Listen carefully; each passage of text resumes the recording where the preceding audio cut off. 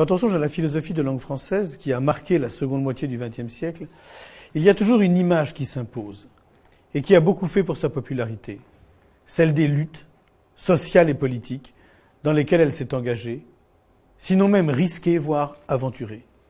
Il y a bien sûr la résistance, avec les figures par exemple de Cavaillès, Canguilhem, Simone Veil et Camus, que le premier a payé de sa vie. Mais aussi, dès le lendemain de la guerre, les conflits de la guerre froide, l'apologie ou la condamnation du communisme et du marxisme, le rêve et le projet d'une action révolutionnaire, ou son refus principiel, la dénonciation des systèmes totalitaires, les luttes de la décolonisation, la guerre d'Algérie, mai 68. Et puis il y a des combats plus ponctuels, comme l'engagement de Michel Foucault contre le système carcéral, ou celui de Jacques Derrida contre la peine de mort. Le philosophe en situation use alors le plus souvent, mais pas toujours, de son autorité pour prendre position publiquement, dans les journaux, à la radio, dans la rue, à la télévision. Or, cette autorité ne vient pas de nulle part. Elle s'appuie sur une réflexion politique argumentée. Par exemple, une analyse de la violence et du pouvoir qui se construit dans des textes proprement philosophiques.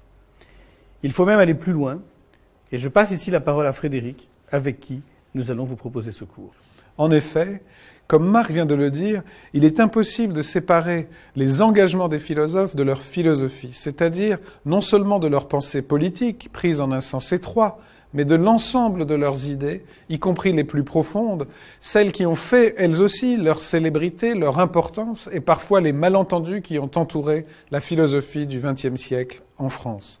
Y a-t-il un lien, par exemple, entre l'engagement de Jean-Paul Sartre, et selon Jean-Paul Sartre, et sa philosophie de la liberté, de la conscience, de l'existence, qu'il élabore au cœur de la guerre, dans L'être et le néant, en 1943 ? Un cliché tenace réduit l'engagement à une posture, réduit l'existentialisme à une mode. Il faudra tout au contraire montrer ce qui les relie en profondeur, et cela chez Jean-Paul Sartre, mais aussi différemment, non sans conflits entre eux, chez Albert Camus ou Maurice Merleau-Ponty. Y a-t-il un lien également entre Différence et répétition, le livre que publie Deleuze en 1968, et les événements de mai dans la rue à Paris? Ici aussi, au-delà des clichés sur la différence ou sur le désir, il faudra revenir aux problèmes philosophiques et même métaphysiques qui sont mis à l'épreuve dans la politique, et cela de manière à chaque fois différente. On suivra donc dans ce cours un double fil. Pour chaque pensée, pour chaque figure, pour chaque couple de figures, on étudiera d'abord le lien entre un texte théorique et métaphysique, mais aussi un texte et une position pratique et politique.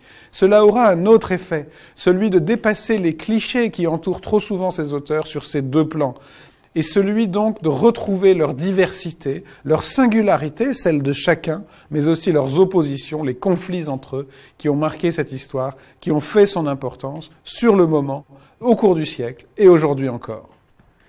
Le principe de ce cours, vous l'aurez compris, c'est donc de dessiner un parcours composé de 6 jalons, qui à chaque fois décriront l'articulation entre l'engagement politique et les principes de philosophie générale, sinon même la métaphysique, qui justifie, éclaire et le plus souvent fonde la prise de position.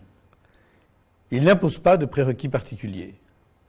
À chaque fois, d'une séance à l'autre de ce cours, nous vous donnerons quelques textes à lire précisément, des textes qui pourront être ensuite discutés et commentés entre vous et avec nous dans le cadre d'un forum interactif. Les exercices que nous vous proposerons consisteront pour l'essentiel, selon ce que nous venons d'exposer, dans la mise en relation entre des textes philosophiques et politiques d'un même auteur ou dans la confrontation entre plusieurs auteurs dans un débat continu et continué jusqu'à aujourd'hui, entre vous et avec nous aussi.